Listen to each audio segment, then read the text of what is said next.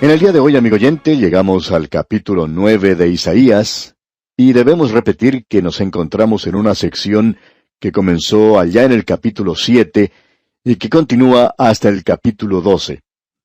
Estas son profecías que Isaías pronunció durante el reinado de Acaz. Acaz es el rey más malo que existió durante este período en el cual profetizó Isaías. Comenzó al tiempo de la muerte del rey Usías. Usías había sido un buen rey que reinó por 52 años. Ahora él ya ha pasado de esta escena, y luego su hijo Jotam ocupa el trono. Y él fue un buen rey también. Pero luego el rey Acaz, el nieto de Usías, e hijo de Jotam, por supuesto, era en realidad un rey bastante malo. Esas profecías que nos hablan acerca del Mesías son pronunciadas en este período de tiempo. Un período bastante tenebroso, digamos, en la historia de esta nación. Suponemos que este capítulo 9 de Isaías, al igual que el capítulo 53, es muy conocido para millones de creyentes, y eso por supuesto hablando en términos generales. Hay algunos que lo conocen a causa de la composición musical de Händel, titulada El Mesías, en la cual utiliza musicalmente las palabras que encontramos aquí en el libro de Isaías. Y siempre es algo emocionante el escuchar esa presentación de la composición de El Mesías, especialmente cuando llega la parte que habla de que se llamará su nombre admirable, consejero, Dios fuerte, Padre eterno, príncipe de paz. De seguro que esto es muy conocido para la mayoría de nuestros oyentes. Pero aún así, aun cuando esta porción de las Escrituras es muy conocida para la Iglesia, diríamos que no existe otro pasaje en las Escrituras que sea más enigmático y mal entendido que el pasaje que tenemos ante nosotros ahora. El primer versículo de este capítulo 9 nos habla de la zona de Galilea. Esta era una parte despreciada y un lugar donde se habían reunido los gentiles. Ahora el Señor Jesucristo dejó a un lado la ciudad de Jerusalén y era el centro religioso de ese día. Él no nació en ese lugar, tampoco creció en esa ciudad. Él estableció la base de sus operaciones en un lugar periférico despreciado del reino. Al leer su historia, vemos que cuando la gente de su propia ciudad, Nazaret, le rechazó, cuando esta gente no le quiso aceptar, él se dirigió a Capernaum, la cual está localizada a orillas del mar de Galilea en esta zona.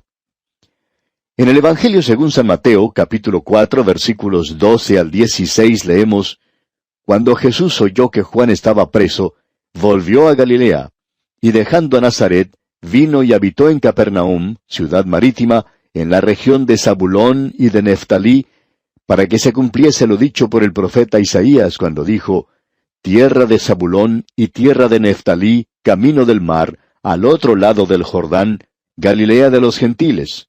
El pueblo asentado en tinieblas vio gran luz, y a los asentados en región de sombra de muerte, luz les resplandeció.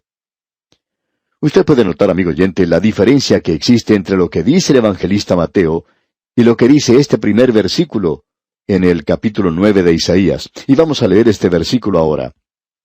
Mas no habrá siempre oscuridad para la que está ahora en angustia, tal como la aflicción que le vino en el tiempo que livianamente tocaron la primera vez a la tierra de Zabulón y a la tierra de Neftalí.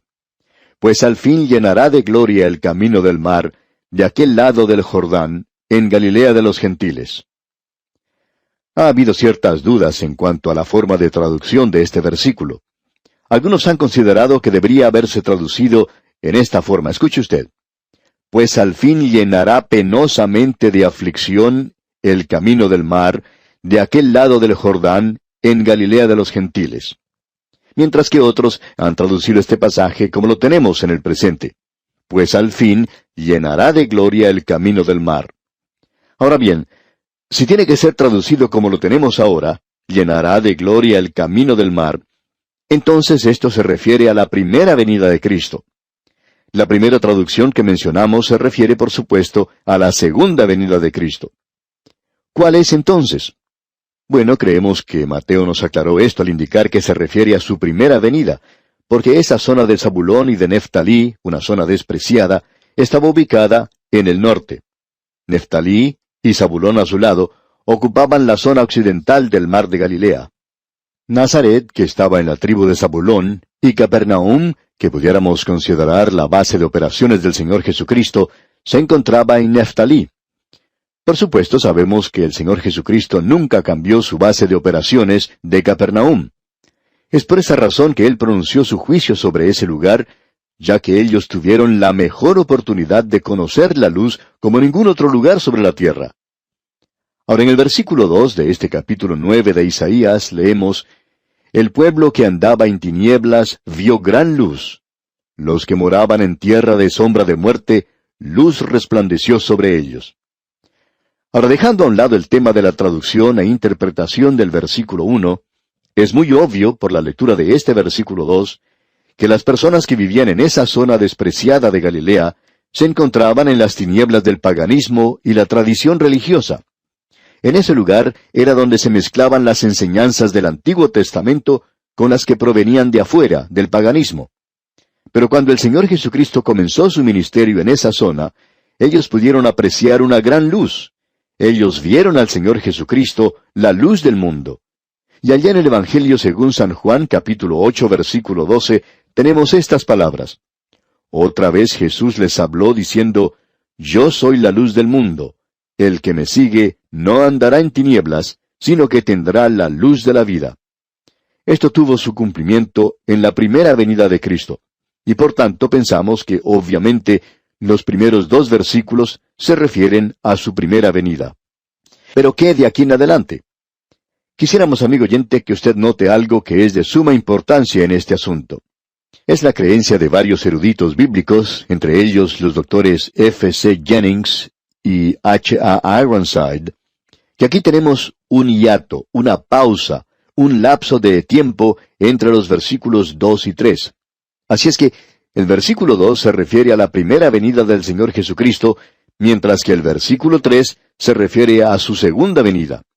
Notemos ahora lo que dice este versículo 3. «Multiplicaste la gente y aumentaste la alegría. Se alegrarán delante de ti como se alegran en la siega, como se gozan cuando reparten despojos». La nación se había multiplicado ya mucho por ese tiempo. La gente era más religiosa, pero el gozo había desaparecido. Podríamos decir que la gente iba más a la iglesia, pero estaban disfrutando mucho menos de eso. Tenían mucha religión, pero nunca tuvieron la cristiandad. Nunca tuvieron a Cristo. Por tanto, este era un período de una manifestación religiosa externa, pero no había ningún gozo en ellos. Esto es un paréntesis entre los versículos 2 y 3, que ha durado ya más de 2000 años. ¿Y por qué no llenó Isaías esta pausa? Bueno, es algo bastante sencillo, porque la iglesia era algo desconocido para Isaías. El apóstol Pablo dice allá en su epístola a los Romanos, capítulo 16, versículos 25 y 26, «Y al que puede confirmaros según mi evangelio y la predicación de Jesucristo, según la revelación del misterio que se ha mantenido oculto desde tiempos eternos, pero que ha sido manifestado ahora, y que por las escrituras de los profetas, según el mandamiento del Dios eterno, se ha dado a conocer a todas las gentes para que obedezcan a la fe». Pablo nos cuenta claramente que aquello que los profetas no habían visto, ellos tuvieron que sobrepasar, como lo hace aquí Isaías. Más adelante vamos a ver otro capítulo, el capítulo 63, donde Isaías en un versículo, colocando simplemente una coma, él pasa por un período de tiempo, y esa coma ya ha durado más de 2000 años. Y vemos que aquí esta gente no tenía ninguna revelación en cuanto a la iglesia. Pero ahora la iglesia ha sido revelada, y ese intervalo ha sido completado. Eso va a permitir que nos demos cuenta claramente que el resto de este capítulo se refiere a la nación de Israel. Y el profeta dice aquí, multiplicaste la gente. Y ahora nos estamos refiriendo a la nación de la cual Acaz era el rey. Esta es la nación de Israel, y no se refiere a ninguna otra. Pablo nos estaba diciendo en la lectura de su epístola a los Romanos que esto había sido dado a conocer a todas las gentes para que obedezcan a la fe. Así es que tenemos una congregación diferente para esta revelación, y aquí es solamente para una nación. Ahora notemos lo que dice el versículo 4, ya que es algo importante de ver. «Porque tú quebraste su pesado yugo, y la vara de su hombro, y el cetro de su opresor, como en el día de Madián». Ahora, ¿cuándo será quebrado eso? Bueno, será quebrado cuando Cristo venga. ¿Por qué es que esa pequeña nación hoy no puede disfrutar de la paz? ¿Por qué es que ese pueblo se ve amenazado en sus fronteras? Bueno, amigo oyente, es sencillamente porque ellos rechazaron al único que les podía brindar paz, a su propio Hijo, su Mesías. Y es por esa razón entonces que el opresor será quebrantado cuando Él venga por segunda vez. Y en el versículo 5 leemos, porque todo calzado que lleva el guerrero en el tumulto de la batalla y todo manto revolcado en sangre serán quemados, pasto del fuego. Todos recordamos, o quizá debiera decir, la mayoría de nosotros, todavía recordamos ese triste episodio que tuvo lugar en los Juegos Olímpicos de Múnich, Alemania, el 5 de septiembre de 1972, cuando aquellos atletas judíos fueron asesinados, y luego sus cuerpos fueron enviados de regreso a Israel. El luto y la tristeza de los seres queridos, y el luto de toda una nación.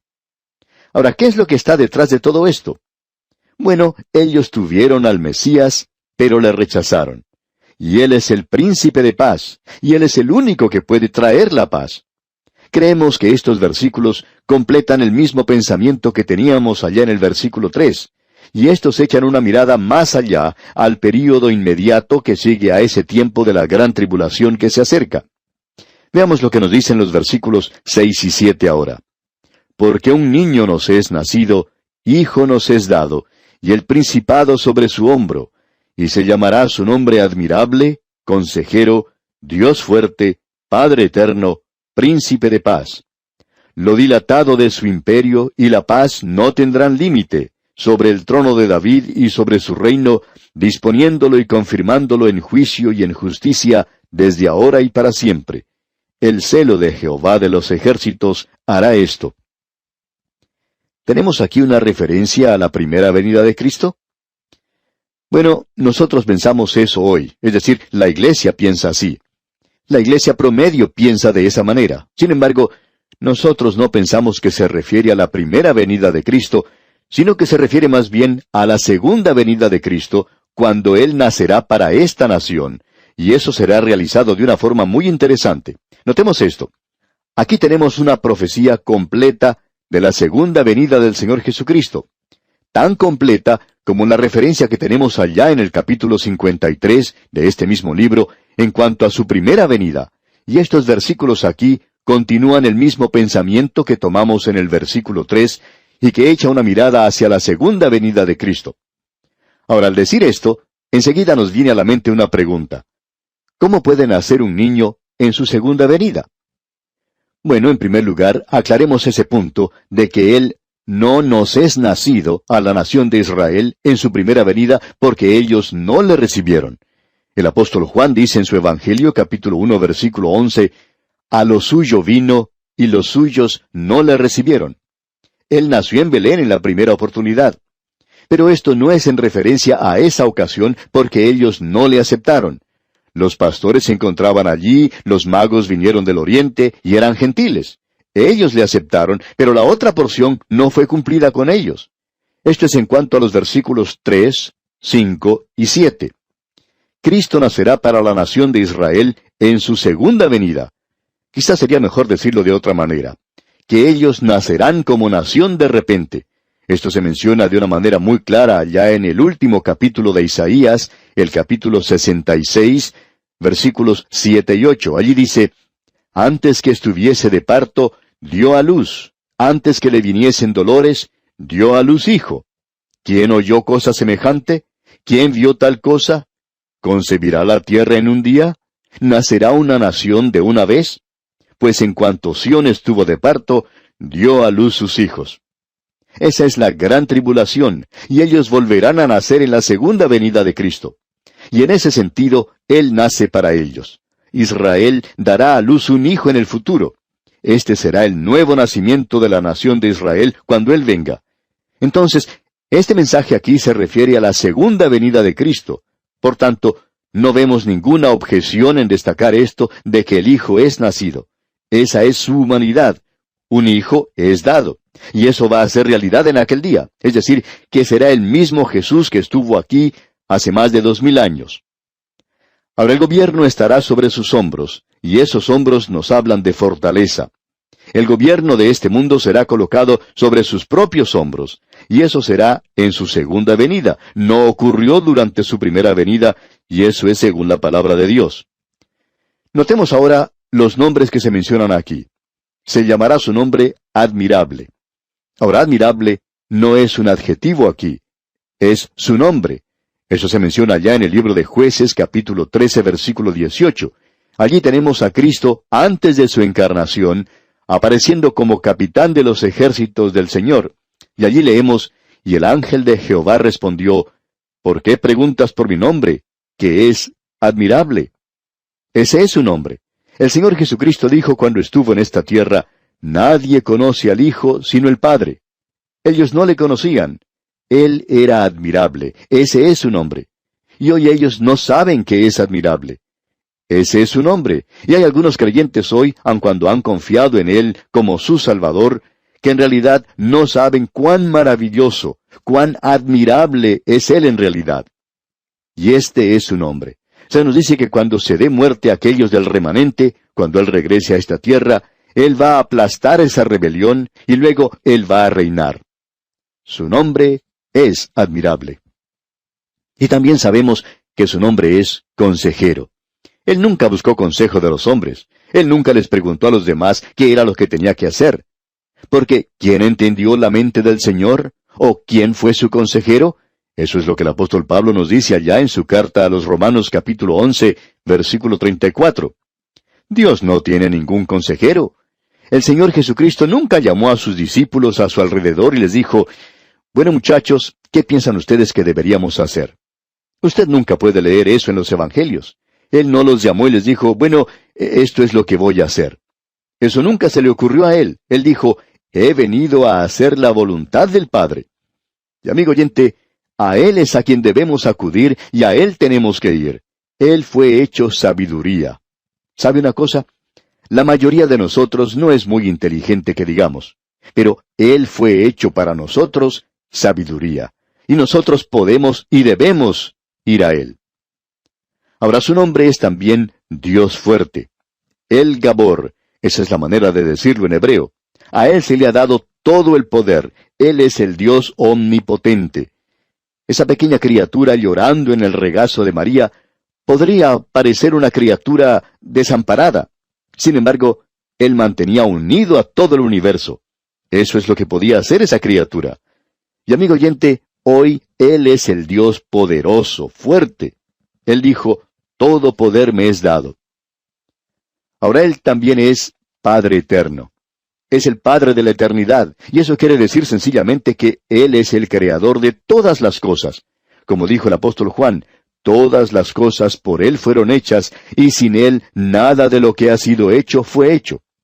Y el apóstol Pablo dice en su epístola a los Colosenses capítulo 1 versículo 16, porque en Él fueron creadas todas las cosas, las que hay en los cielos y las que hay en la tierra, visibles e invisibles. Sean tronos, sean dominios, sean principados, sean potestades, todo fue creado por medio de Él y para Él.